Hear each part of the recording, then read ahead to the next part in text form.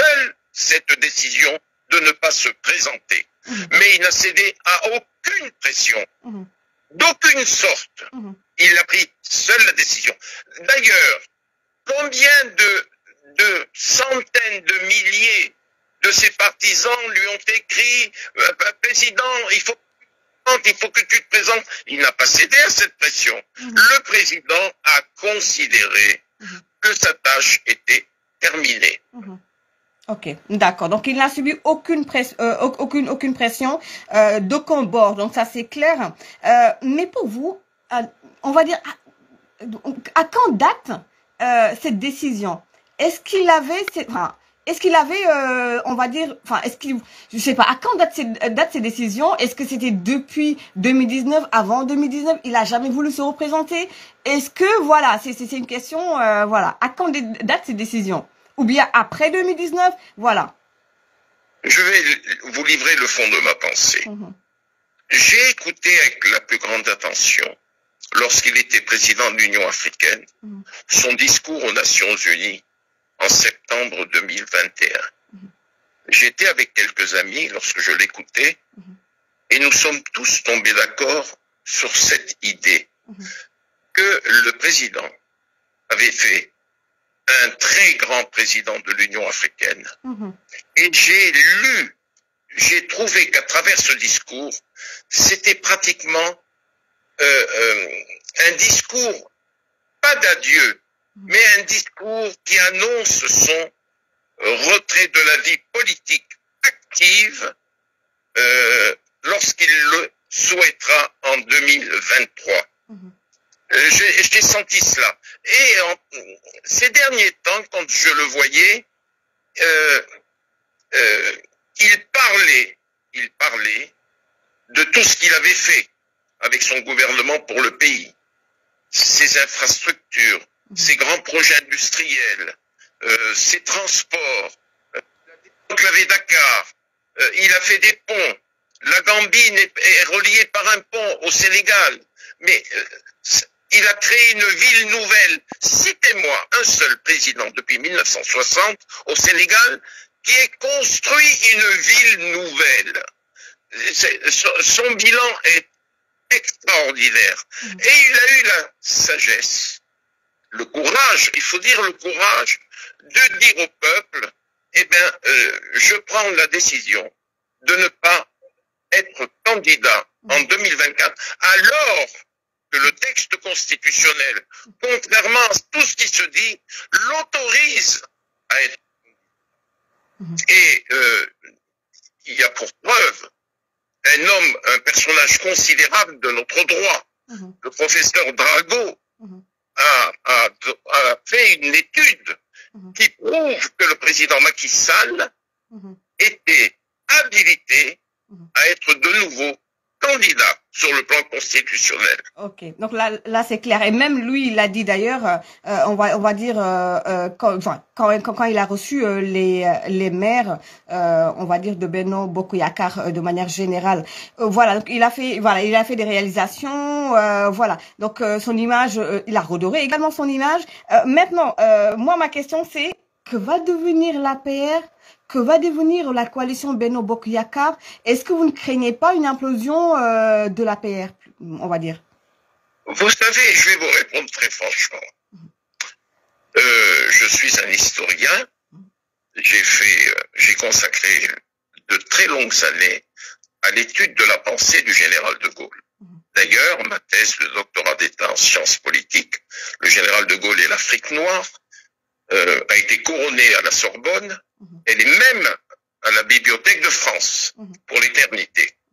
Et bien, lorsque le président Macky Sall annonçait donc sa non-candidature, j'ai pensé à la question que vous alliez me poser, vous ou quelqu'un d'autre.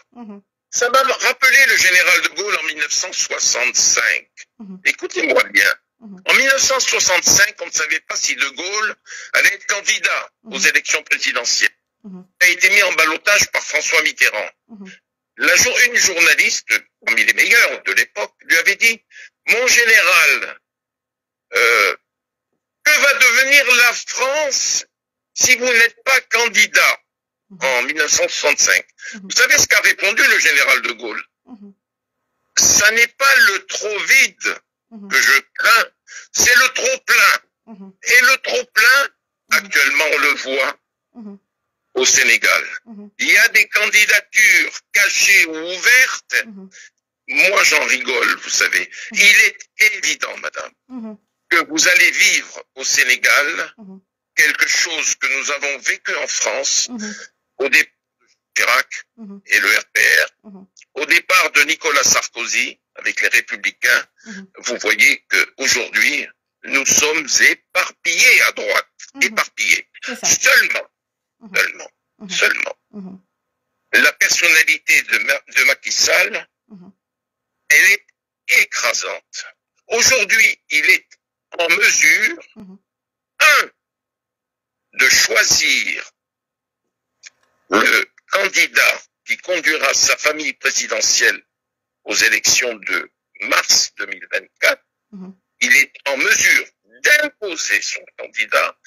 Et je dirais à ceux qui évitent son parti pour la candidature, je leur rappellerai cette fable de La Fontaine du lièvre et de la tortue. Il faut pas aller trop vite. Et le président Macky Sall, qui est un taiseux, je dis toujours qu'il est taiseux, il observe. Malheur à la tête qui dépasse un peu trop vite. Malheur. Il vaut mieux se taire aujourd'hui. Là, ce matin même, madame, je vais vous faire une confidence. On m'a envoyé la photo d'un de mes proches amis. Le président, en parlant de lui, dit c'est mon poulain. Candidat. J'ai pris mon téléphone et je l'ai appelé. Il dit mais qu'est-ce qui te prend? Tu es candidat déjà, toi? Il me dit mais non, ce sont mes partisans qui ont fait la photo, la gravure, l'affiche et tout et tout. Je dis malheur à celui qui part trop vite. Et c'est qui? Est-ce que quand même vous pouvez me faire cette confidence-là? On va lui pousser la confidence. Oui, je sais. Mais c'est un Sénégalais. Et depuis ma mise en garde, je crois qu'il est en train de faire arracher toutes les affiches.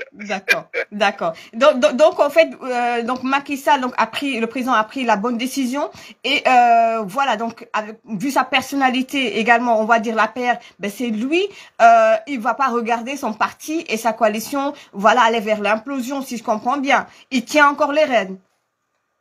Il tiendra les rênes jusqu'au bout. Mais il n'empêchera pas les petites ambitions personnelles. Il ne les empêchera pas. Mais le connaissant, vous savez, le soir, les visiteurs du soir, il les appellera les uns après les autres et il saura trouver les mots pour les convaincre qu'il faut attendre que la décision soit prise collectivement.